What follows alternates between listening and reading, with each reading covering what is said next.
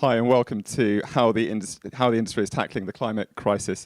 I'm Tristian Hunt, Regional Manager for the Association for Electronic Music, AFEM. AFEM is a non-for-profit trade organisation created to represent the common interests of these companies and individuals whose business is electronic music and advocate best practice for the genre. In our session today, we'll be exploring one of the key issues critical to the long-term future of the electronic music industry, that of environmental care and sustainability. We're very fortunate to be joined by a wealth of experts from across the sustainability spectrum.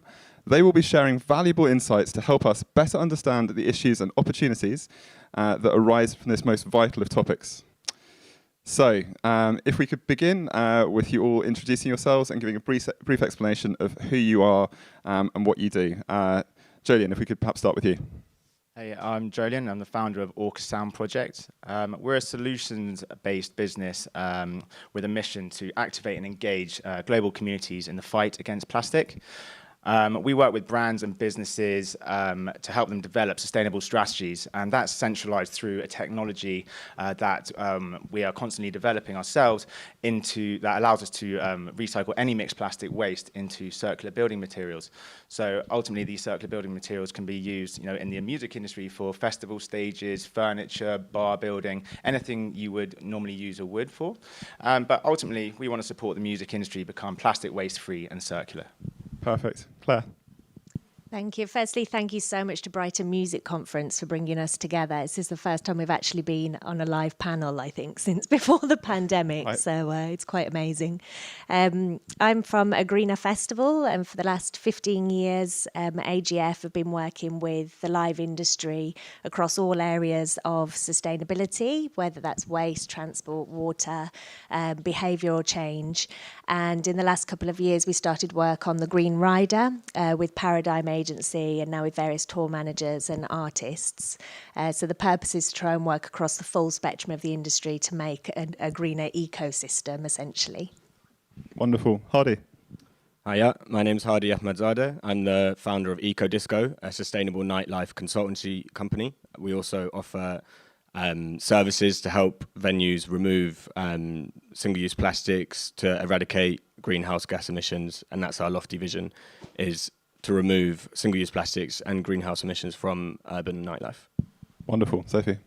Hi, I'm Sophie Awdry. I'm one of the founders of Eco Glitter Fun. We sell biodegradable glitter in plastic-free packaging, and we also do glitter at events. Well, we used to do glitter at events. We use the engaging medium of biodegradable glitter to talk about more serious plastic pollution issues. That's great. Thank you, Sophie. Thank you, everyone. So, Claire, maybe if we could start with you. A greener festival has become synonymous, really, with helping venues and festivals become more sustainable worldwide. In 2019, as you touched on just now, you launched a greener rider. Artists like Blondish and sustainability organisations like Bye Plastic have obviously been massively behind green riders and advocates for it. Can you talk us through the concept of green riders and also explain the role that you see that artists having in creating a more sustainable future for clubs and festivals? Yeah, absolutely. I mean, we could see when working with promoters and on festivals that there was often a disconnect when it came to artist areas, for example, where it was almost like the holy land that nobody could question. Whereas actually when speaking to some of the artists, they wanted the same as the organisers as far as making things more sustainable and not being wasteful on the road. And so with the Green Rider, we saw a way to be able to make that bridge so that the artists could present to the promoters or to the venues that they want these certain green conditions, whatever that may be, whether it's related to audience transport or plastics usage or the types of power or waste of power, etc. Or otherwise, if the promoter was not doing anything yet, then it helps to stimulate that conversation as well. And I think that the more with the Green Riders, the more that there can be a collective of artists saying the same thing, it gives them a more protected position in a way, because when you're in the spotlight, although the artist may be part of a much broader team, and like I was saying before, a broader ecosystem that involves all of the venues, all of the festivals, etc., the touring crews, it's the artist who will have mud slung at them quite often if they're going to speak up about certain cause. So to have a collective of artists in that respect, I think gives protection to the artist, but also it helps to stimulate the conversation and make changes worthwhile, whether that's because the venues, for example, can come back and say, this is not possible in our territory or in our building because of this is what we can do instead. Or it can also show suppliers that there is a business for this. So there is a business for the solution if there is a groundswell of support through those artist voices, which ultimately the media prefer the stardust to the facts most often. So that's another reason that the Green Riders are quite useful, I think. And so what's the reaction been with sort of venues and promoters? Have they responded positively to this? Yeah, absolutely. I mean, it's been quite interesting because speaking to the different parts of the industry, it's almost like it's a bit of siloism. So everyone's been operating independently, thinking that the other parties aren't doing anything. But then you find that actually there's a lot of meeting in the middle. I mean, it's not one size fits all, and some people are very much not even thinking about it, about sustainability, and then others are really far ahead. So you get the full spectrum with artists, with promoters, with venues. Some people are leading it and some people are not. And this is also a question mark following the pandemic as well, and the financial crisis, which obviously we'd speak about later, but that presents both opportunities and challenges for how much and how quickly this can be implemented. So artists together have a more powerful voice if they all get behind this and speak about the subject. Yeah, absolutely. A more powerful voice, especially if it's supported by the scientific basis and then also challenged as well. Because Eva, I mean, we're like sustainability experts, but we don't know everything and we're learning all the time. And it's only by having all of those communication channels exchanging honestly and saying when things don't work as well as when things do work, that we can then much more quickly take steps that aren't just headlines that don't mean anything. That makes sense. And I guess the learning and educational side of it, there's a great opportunity there for artists to help to educate their fan base, I suppose. Yeah, absolutely. And also to have the confidence themselves to be able to speak up on topics if they know that there's a network behind them that have really studied and learned what the facts are, and then the artists can give those messages to the audiences, which is one of the biggest impacts is the mobility of audiences. But you also need to look at what you're doing within your own operations as an artist before you can then preach to your audience as well. So. Got it. So a sort of full 360 view there. Yeah. And a big educational piece, which I guess, Hadi, that sort of leads us quite neatly on to what you're doing with Tail and Twist's brilliant tagline of "Party like you care," which I absolutely love. You've clearly got a keen interest to help venues, clubs and promoters make a difference. In 2019, you launched Ecodisco, a system to remove all single-use plastic from your parties.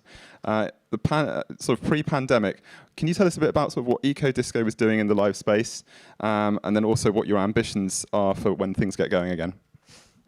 Yeah, definitely. To contextualise, Tail and Twist is a small promotional company that I was involved in from 2018. And in 2019, we started working on how we could make our parties more sustainable in London. We were working in Bussey Building, Oval Space, and didn't like the amount of waste we were producing. We were doing really well musically and had a great crowd, but we didn't like what the venue looked like after an event, like so many others. So literally from scratch, we started to think about different ideas on how we could change things, and we really realised how difficult it was, which gave us a brilliant learning experience for the position of venues, the position of promoters, the position of artists. Lots of people say it's so easy to remove single-use plastic cups, but it's not actually that easy. It takes quite a lot of thought, and especially when venues are running, different types of events through the week, and then club nights on the weekend, which are, complicated, as we all know. So we basically sat down, knocked our heads together, and came up with a system that we launched in June last year, and we called it Ecodisco. It was basically steel cups that we put in fabric holders that customers received as they came into the venue, and they'd retain that steel cup throughout the night and have their drink in it and then return it at the end. The deposit was paid in the ticket price. So as they arrive, they just get a cup and it feels like you're getting it for free. And then when you come back, you get £2 for your 7 a.m. sandwich. And it was a great success. We got loads of press. The BBC filmed the whole thing, and it kind of became its own initiative. So Ecodisco was kind of emerged within Tail and Twist as its own sustainability initiative, kind of learning hub. And I started talking to people like Claire and Jolyon and yourself and Sophie, and understanding loads more about how we could scale it and how we could have a bigger impact. After our Ecodisco launch party last year, Oval Space announced that they were going to remove all single-use plastics. They did it with compostable cups, which wasn't ideal, which they knew wasn't ideal. But with the restraints they had, they weren't able to introduce reusables. And that was motivation for us to think, okay, if a venue that wants to change this badly and is willing to introduce sort of ways of making money to help them implement sustainable systems, how can we produce a system that will allow venues like this to actually be sustainable? So that was when, through lockdown, COVID hit. We had a big event planned before all this thinking happened. We had this big event planned in April, which is the Earth Day and Night Party. And it was part of the DJs for Climate Action spread of events around the world, all to celebrate Earth Day, to raise money and to, elevate sustainable systems and to show what can be done. We had over 20 London DJs, all within like a 10-mile radius, so the travel was really low. We had plans to paint carbon-absorbing murals across the venue, loads of stuff, our steel cups as well, and everything else. But that fell through, and lockdown hit, and it was this time for reflection, as it was for many people, I think. And it gave obviously, it's been terrible in more ways than good, but it gave us the space to think about the kind of system that we could introduce that would allow venues to take these steps that they actually most of them want to take. And that was, I don't know, shall I keep going? I'm going on a long. No, I think that's great, and your point there is really interesting. Like because you've come from a more underground space, and you're working with brilliant venues like Oval Space, but then you're getting coverage from the BBC, which I think is amazing.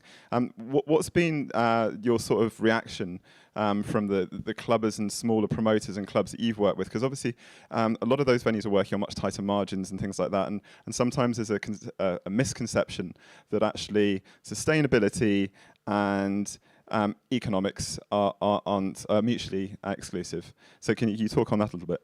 Yeah, there's a lot there, but in regard to the sort of working with smaller venues and smaller promoters, there's massive obstacles there, because obviously there's big challenges with festivals that happen every year. There's big challenges with day parties, but there's more of a sort of centrifugal point that you're working towards. Whereas with venues, they're just going week by week, day by day. It's very little time to stop and say, okay, how can we reallocate budget here and there to make this work? And if it's gonna cost more money, it's not gonna earn you money, then it's unlikely that anyone's gonna be able to take that time to think about these things. And we have to be realistic when we're talking about sustainability. It's all very well going in and saying, oh, come on, guys, just get on with it. It's not that hard or whatever. That doesn't really work. You have to appreciate the stance of these sort of urban venues, which is what we're focusing on.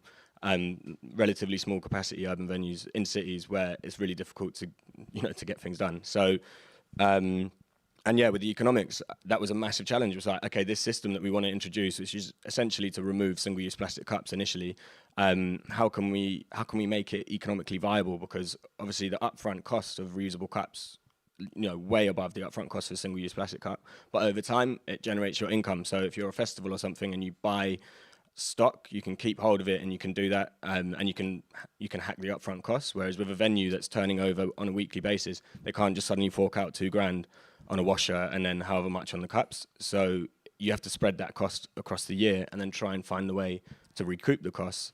And I think when you're talking about economics, it's essential for us to talk about everyone being in this together. Like the nightlife economy is made up of all different types of people, from dancers to agents to promoters to artists. So we basically took that stance, and we've introduced, we're about to start piloting. We just received funding today, actually. This is going to help us pilot this. Congratulations, by the way, it's huge. Thank you. A round of applause there. It's been a big morning. But we're gonna be able to pilot our delivery collection system, which will basically be delivering a brand new type of reusable cup to venues in London, and then collecting them at the end of the weekend or in the middle of the week, whenever suits, washing them off site, bringing them back, and basically continuously collecting reusable cups. And it will run on a sort of levy deposit system for customers on their first drink, in a similar way that we've seen around the world. And that allows it to become economically viable and potentially even profitable for venues. So obviously, in the situation that we're all in right now, coming out of COVID, however we do that, it's going to be really important to introduce systems that are viable in that sense, that save money or even make money. And we think we found an idea that is sustainable might be able to do that. Obviously, we haven't got it off the ground yet. It's going to start as of today, and hopefully we'll have it all set up for when venues start to reopen properly. That's brilliant. So the message to governments, we need more financial support to help with the sustainability side of things for a longer term future. You were sort of touching on the educational side of things there, and I think, Sophie, if we could move to you. It was actually yourself that introduced me to Hadi, so it's great to have you guys both on the same panel together. This time at sort of like this time in the year, Eco Glitter Fun would normally be coming up a really busy festival season. You'd be still busy, but winding down a little bit after having done that side of things. And obviously this year, things are a little bit quieter. Through your work, you spend a lot of time talking to festival goers and clubbers. Over recent years, have you seen any shifts in their attitudes towards sustainability? And if so, how do you think consumer behaviours are changing? Thanks, Tristian. So yeah, the great part of my job is that at events, people, when they're getting glittered, they do like to chat. So they love having a chat, and they love talking about everything. And it was really nice to trade last year at 2 festivals that had banned plastics. So Glastonbury, and there was another one, Soul Circus, had no plastics at all anywhere. And it was the first year that Glastonbury had done that. And it was great to talking to the people who were being glittered about how this was impacting them, how they felt about it. And they had long-term Glasto goers that were just like, this is fantastic. I can now get on to the stage I want to without trudging through like ankle deep in waste. So for them, it was really good. And it wasn't without their problems. They've got the new paper cups, which is not so good. But it's for the first year, it was amazing just not to see this sea of plastic everywhere. And the feedback from the punters was great. But we also do a lot of other events that some of the promoters and the party planners have started buying our glitter as opposed to buying plastic glitter for their sets and for the dancers and everything. And it's a real shift in change in behaviour, and they value it as an important thing to spend money on. Obviously, it costs a lot more than plastic glitter, but it's an important part of their budget that they are seen to be doing it, but also actually are doing it. And it's not just talk and no action kind of thing. But I think generally, like clubbers and stuff are becoming much more conscious. They're much more aware, and they do want sustainable options. So you're seeing a shift from the actual clubbers and festival goers themselves, yes, in terms of their consumption, and then actually also from the festivals and the clubs in terms of how they're using things like glitter to dress their performers. Yeah. Totally, and for the punters to have the glitter on them, and even in the sets and the production side of Elrose is a customer of ours, and they made sure that everything is now.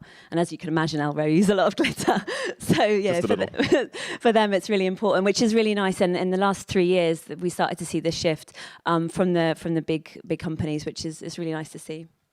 Yeah, and I mean, Elro is a great example because obviously, they're a leading festival promoter around the world. But it's great to see companies of that scale embracing that sort of attitude. And Hadi was just talking there about sort of, I guess, the more underground side of things. And congratulations again on getting your funding. That's getting supported now. But then at the most senior level in the industry, with people like Elro, we have the sort of top-down effect where they're leading the way. Yeah, it's great. It's really nice to see. And so with sort of like post-pandemic, where do you sort of see things going? Do you see this consumer demand increasing? Absolutely. I mean, we also sell the glitter as well as doing events, and we have definitely seen a massive increase with people buying from zero-waste shops and package-free shops, and consumers generally demanding more options. We're in a lot of eco marketplaces, so there's alternatives now popping up to Amazon and eBay and stuff. So because people want to go to one place, buy all their stuff, and know that it's from an ethical source. And so with more stuff going like that, I think it will just filter down to everything, including electronic music and events and everything. So there's a growing issue. The ethical demand by consumers is growing. The sustainability shift as well. Yeah, absolutely. That's fantastic. Jolyon, if perhaps we could move to yourself. I mean, we've talked here about the subject of plastic. I know that this is an area where you're sort of square in the zone for that. Take us back away from this blustery cold day in Brighton today to sunny Spain last year in Ibiza, where you guys were doing, I believe, the DJ Awards there around about this time last year, where you had people like Carl Cox coming to grab photo opportunities with the products made from plastic taken from the beach cleans that you guys were doing around Ibiza. Can you say a little bit more about sort of your wider work, how that works, and the opportunities your technology is offering? Yeah, so I mean, what's clear is everybody's talking about sustainability. I mean, the whole world is, but people find it, quite difficult to engage with. So that sort of automatically puts a distance between them. We're told every day how much trouble we're in, especially the music industry, how much waste we're providing, but producing. But no one's really coming up with those real active opportunities to engage with a solution. Giving people the solutions and the tools to make the change, to feel part of a bigger picture. And music, it's a global language. I mean, it's borderless. It's an amazing vehicle to generate awareness and opportunity to deliver, engagement and activation strategies. So when we were in Spain, even though it was a fairly, in Ibiza, maybe with the DJ Awards, even though it was quite a small activation, it was a real proof of innovation and what can be done from taking the beach waste and turning it into a sign. We then worked with Heart actually to use the last ever plastic cups that they had on site, so in their mission to become plastic waste free, which they're doing amazingly at. And then we set those into the sign as a symbol of their mission and mandate, but also about plastic innovation, this circular narrative we want to promote within the music industry. So yes, as you said, Carl Cox was there. And it's very easy for people to sort of get in front of and show support from.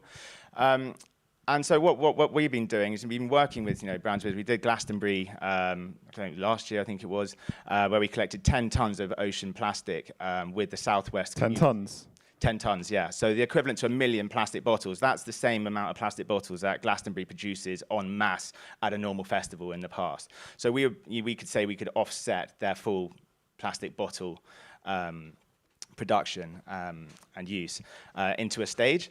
But what it allowed us to do, it allowed us to use music and the power of the artist to engage their community and say, look, if you come and help us on this mission, we're going to build the world's first stage made out of plastic, and giving them that 360 conversation, that goal at the end, and that very simple tool to say, come to a beach clean or put your plastic in this place and we'll come and collect it. People jumped at it, and it's the real, it's amazing when you give people the information and the tools to make change, they jump at it straight away. It's all about transparency and simple messaging and simple engagement strategies. And I think that's what we try to do very much in the music industry. On a very basic level, we try to support the music industry to become plastic waste-free and circular. So because of our technology, we can take a 20% contamination rate, which very much sort of reduces the amount of difficulty events in the hospitality industry have in recycling, because having a bin, that's going to be full of various types of plastics, unrecyclable, recyclable, but also you're going to get other bits and pieces in there as well.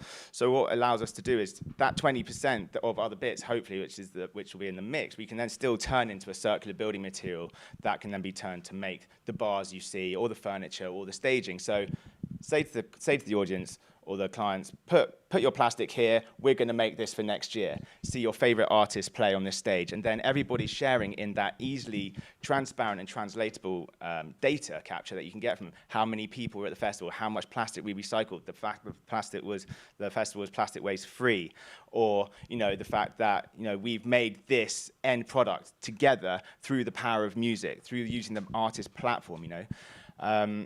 And I think that's what's fascinating now within the direction of the music industry. As you said, everyone's talking about sustainability, but how do you get involved? And it's delivering these opportunities through the artist platforms to sort of re-galvanize communities, rethink what the future of the music industry might look like in these new conditions.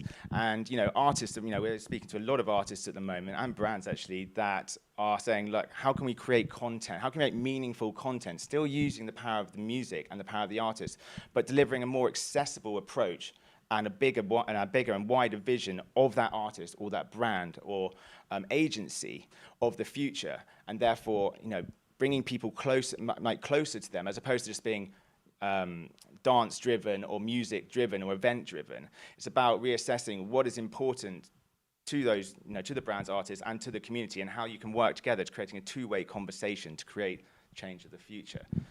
So you're taking plastic that perhaps clubbers or festival goers would have been standing on, and you're then transforming that into the stages which their artists that they've come to see are actually performing on.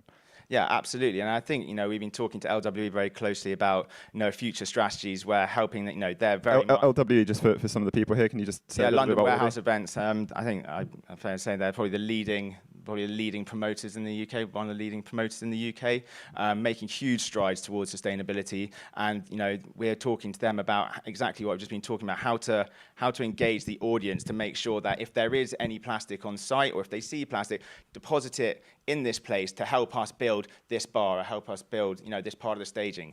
And that's very much driven through the music vehicle. So again, we've got sort of everything from the underground side, which Hadi's looking at, through to the events that Claire basically goes and assesses, through to people like LWE who are really leading the charge in this. And Sophie, you touched on Elro just now. So it feels like we've got this really nice energy coming from a full 360 perspective, from the underground right through to the leaders of the industry who are helping to drive change. Would you say that's fair?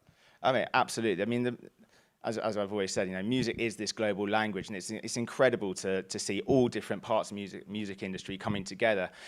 From creative, from the cups and innovation, right through to the artists trying their best to sort of deliver this message, this engaging message that is very much delivered at, let's do this together. And the music industry is really adopting that. I think everybody involved, everybody on this panel is saying, we want to work with you and your platform. We've got our platform, so let's work together to create this change. And I think that's the beauty of where the music industry is going at the moment as a whole. That's amazing. And Claire, just on that point, your team obviously are assessing, I think, in normal circumstances, over 100 festivals and venues worldwide. What's been your experience in sort of the adoption of the sort of things that we're discussing here, the technologies, the attitudes? Are you seeing a greater sea change with them? Yeah, absolutely. The last probably more than 2 years now was just an exponential increase in the amount of action, activity and interest from every single different corner of the entire industry and of the people as well. And it's an amalgamation of different factors, I think, all driving towards that. Obviously, since March, the whole world has changed, and therefore none of these events happened, which obviously means that our work this year was done because there were no emissions and no waste, like nothing left at a single campsite. It was fantastic. One positive result. We are all broke, unfortunately, but we're happy. But this doesn't mean that it's gone away. And in fact, when you look at sustainability in its full 360, that includes the economics, and Hadi's really taken the bull by the horns on this one with actually showing that you can bring finance into the industry and create wealth from making sustainable initiatives that are good for the environment. And that's how we need to diversify what we're doing as well, to see what are the challenges and how can you create new business models around that. And that way we'll be able to achieve these things without it just being an ethical add-on. It's an integrated part of what we're doing. Absolutely. So this idea that sustainability is not just something that we're doing for the greater good of the environment and the future of the industry, but actually from an economic point of view, it's incredibly beneficial. That's how it needs to. If we're going to be in the same system that we're in now, it needs to add up economically, or else it's not going to be driven forwards. Absolutely. Jolyon, just quickly to go back to one of the comments you made there around this idea of, I guess, like the circular economy and the circular model that people are moving towards in terms of what's put in is reused and put back in. Can you just say a little bit more about that for people? Yeah, I mean, I think this is core. I mean, as Claire and Hadi have both sort of talked about the economics, and also, the waste we're producing, how it's be very difficult. It's been a slower process to really eradicate the harmful materials that we're using. So all that we can do is be more creative about what we're doing with them, and try and once again engage the audience to be actively involved in this circular movement. Make sure they are aware of and conscious about what's in their hand, where they're putting it, or the fact that maybe the plastic, where are they putting that? What's the future of this plastic? Really sort of inspiring people as we go along. I think that's what everybody's doing here. Everybody's trying to inspire a community to make change so we can move together. And I think it's that shared goals and shared purpose that has got to be the future of where we're going, I think. That's brilliant and incredibly inspiring. And you touched on the point of community there, which I think is something you've all sort of touched on lightly, but it might be nice to sort of dive into that a little bit more. What can clubbers and festival goers and all of the people that come to these events, what can they do more to contribute to the process we're talking about? Open to you all.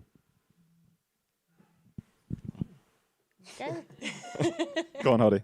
Yeah, you got us there about allocating.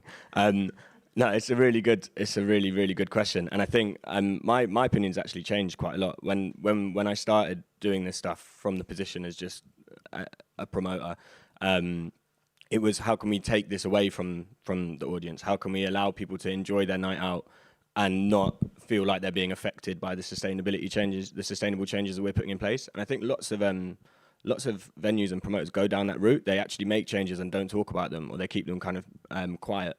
And that annoys me a bit because we can all learn from those changes that they're making, but they don't want to come across as like, eco warriors or, making some big statement or benefiting from things that they should be doing anyway. And it's all understandable in a way, but I think there is a role, the communication that you have with your audience is really important. And there's one thing that I won't forget from our first Ecodisco night with Tail and Twist was, it was the first time these steel cups and holders had been used, and we didn't really know what was going to happen. And I was just walking through the crowd, and I was just seeing all the sort of weird ways that people were tying. They just go around your neck. I should have brought one. They just go around your neck, and you balance your cup in it. And when it's empty, I mean, not balance, it slips in. But and it helps you keep hold of the cup when it's empty. And I was just going around, and everyone was like tying them around their heads, doing this belt stuff and everything. And there was all kinds of I was thinking, wait, why was I trying to make this, smooth? This is actually an addition. Like, this is something I've never seen before. This is a concept party. Like, this has become something totally weird and cool and new. And that's taken it and run with it and been creative with it. Yeah, exactly. And it's now, I feel more confident now when you're going in and making sustainable changes. I mean, we've interviewed audiences. It's been on BBC News. I was sitting in a tent in Glastonbury watching iPlayer. It was ridiculous. But of course, that's what you do at Glastonbury. Yeah, not what he does. But it's brilliant to see people were interviewed and they were just saying stuff like, why is no one else doing this? It's great that there's no downside to us. And I think basically the audience are waiting for it to happen. It's just got to be done in a way that adds to things rather than taking away. Yeah, can I just add to that? I think that you hit the nail on the head there. I think that layer of experience, that extra layer of experience that people are getting when they go and they feel part of something, they feel they've achieved something and learned something. So they see everyone else doing it. Everyone's there for the music, but then there's this whole other layer that you're doing when everyone's doing the same. It's like going to fancy dress party and everyone dressed up fancy dress. You become a much closer, united group of people. And I think that's what's amazing about this conversation is actually about the sustainability being able to be integrated in such a way that people feel part of something, that they've learned something, and that there's that much closer bond and sense of achievement as a community moving forward, which I think is beautiful and really exciting.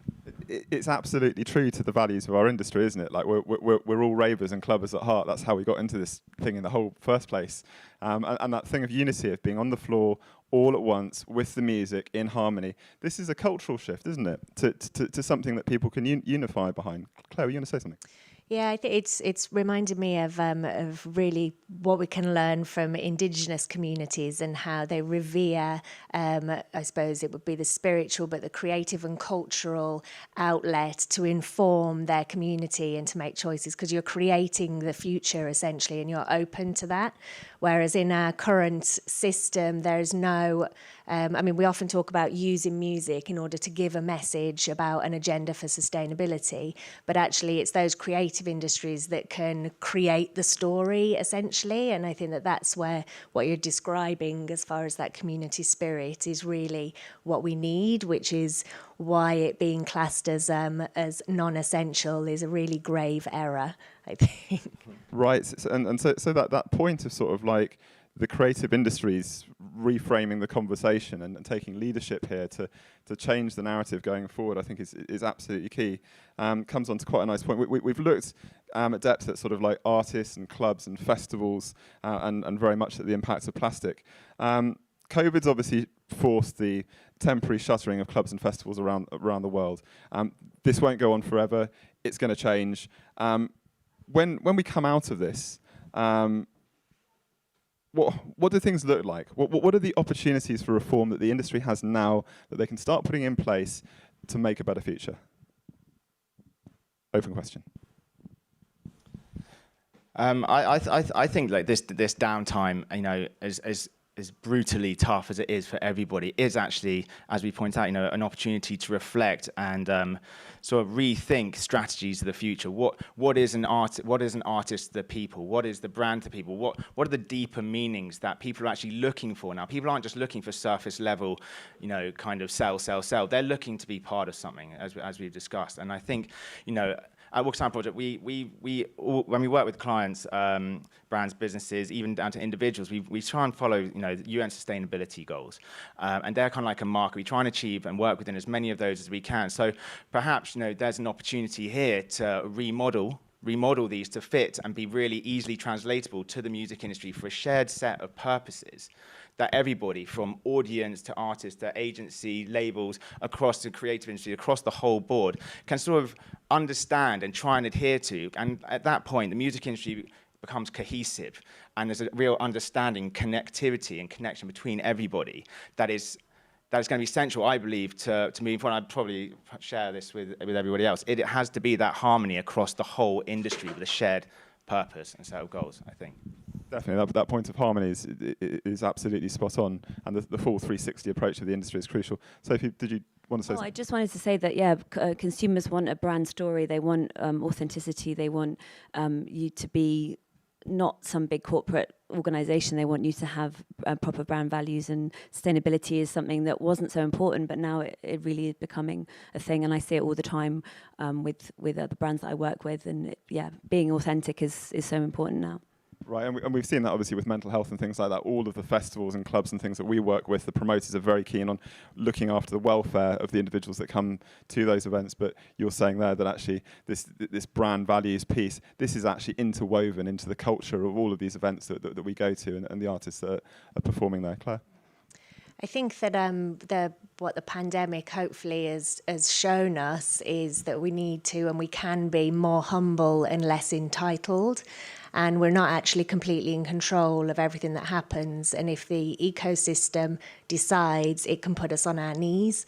So that's why we need to really take that to heart and make sure that in the way that we're developing things going forward, we take account of the impact on the environment and on each other.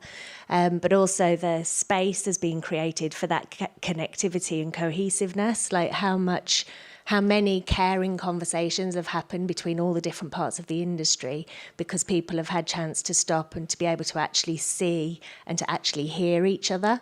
And I think that is so invaluable, whilst at the same time being able to see that business as usual doesn't have to be permanent because it's ground to a halt, so we can reinvent it essentially. I think that's a great point, isn't it? This is a pause for us to stop and rethink and just step back and look at better ways of working. Hadi? Yeah, I agree with everything everyone said. I also have this feeling that it's so hard to know what's to come, like what kind of industry are we going to be coming out into? And when you start trying to think of that and maybe planning for it, it can be quite overwhelming. And I think for me, like just to add a specific sort of thing that I think everyone needs to be doing, and to mix a bit of Claire promotion actually, is I think everyone needs to measure what they're doing more to become transparent with themselves. So as a promoter, as a venue, as an agency, you can measure your carbon footprint, you can measure the amount of plastic cups are used per event. It might take some estimates, but putting in place the systems to record your waste and the negative impact of your brilliant event, so that you can then go to an expert or find the right service to help you reduce that. And I think that's something that can happen now, is thinking about how you might record those things and whether you should be doing more of that. And the more data we have, the more we can change. And I think that's a sort of simple, specific thing that we could do in advance. So data-driven reactions based upon what people are experiencing, and that's obviously great especially for clubs and venues and festivals and things like that. But then as individuals as well, we've all got an onus of responsibility, haven't we, as ourselves, as consumers, like you were saying, Sophie, earlier, about how we choose to travel or not? And what does that look like? You know, obviously the environment's really benefited from us not all flying around to go to these festivals and clubs and things that are so wonderful around the world. But at the same time, we've got a multitude of wonderful options in terms of travelling. What does the future look like there? I feel like we're likely to see more local touring routes happen, potentially on smaller scales, certainly in the interim, partly because of restrictions on movement. But through that process, I think that there's a real opportunity for nurturing more local and grassroots events, talent, etc. And it's a bit of a worry that there is a resistance to public transport now, and more people are going back into their cars.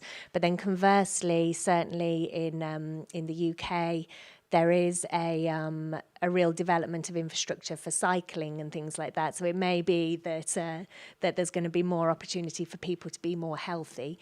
Just on the well-being front, if an artist is travelling to 5 countries in 1 week, that also doesn't help from a well-being and mental health perspective. So hopefully we can take a holistic approach to lower emissions and lower stress at the same time. So actually it makes for a more sustainable career for the artists themselves. It's going to help to potentially grow grassroots events and talent. So there's multiple practical benefits for all of the participants that are involved in this, as well as helping with sustainability. Hadi. Yeah, I mean, linking to that point of how many countries you go to in a week, you can call it conscious programming. Is rather than jumping across from Tokyo to New York back to London, wherever. You look at areas, geographical areas, and you play a certain amount of gigs in those geographical areas, and take ground travel rather than flying halfway around the world 3 times in a month. It doesn't make sense. I mean, both for mental health, both for the environment, and that's where I think Jolyon's point about policy. Putting in place policies so that agencies have to adhere to certain rules in that sense, because if the sky's the limit, then you're going to be in the sky too much. Literally, that was terrible. But you can't allow things to just go and go and go. And this has given us a chance to say, okay, right, that was ridiculous. We can't actually return to that because it might have been fun while it lasted, but it's not sustainable in any way. So it's a great point, and it's sort of like, I guess, brings us on to our concluding question, which just, if you could each very quickly sum up what you think the opportunities are for the future, what your recommendations are, where we should be going. Jolyon, perhaps we'd like to start with you. I mean, I think we've, it's a perfect roundup. I think the future has to be, reassessing what is music meaning to us. How do we talk about music? What does it mean for sustainability? And how do we work with fusing technology, creative, and music together to create, a broad scale change and opportunity? Thank you. That sounds good. I think really echoing that, having a look at how we can go back to the drawing board in order to recreate something that's going to be sustainable, better for people's mental well-being, and also just imagining a new, inspiring story for the future that has got the space to continuously evolve. Perfect. Hadi? Yeah, totally agreed. I think, again, it's difficult to know what the future holds, but one thing that you can be certain of is where you place sustainability on your agenda. And I think it needs to stop being that kind of niggly thing in the back of the mind that you feel guilty about but costs too much to do anything about. It's got to rise to the top. It's got to be alongside health and safety because it's totally interlinked and it has to be priority. Just becomes a standard part of everything we're doing. Brilliant. Sophie? Yeah, I totally agree with all the points, and I would just kind of finish up saying people are ready if like people like you guys are willing to step up and do it for them. So yeah, it's exciting times. Exciting times. That's absolutely wonderful way to wrap this up, and I think perfectly put. They are exciting times. We've got some challenges ahead of us, but also some wonderful opportunities, as the panel here today has shared with us. So I'd just like to say warmest thanks from the Association for Electronic Music and Brighton Music Conference to Jolyon, Claire, Hadi and Sophie. Thank you very much indeed.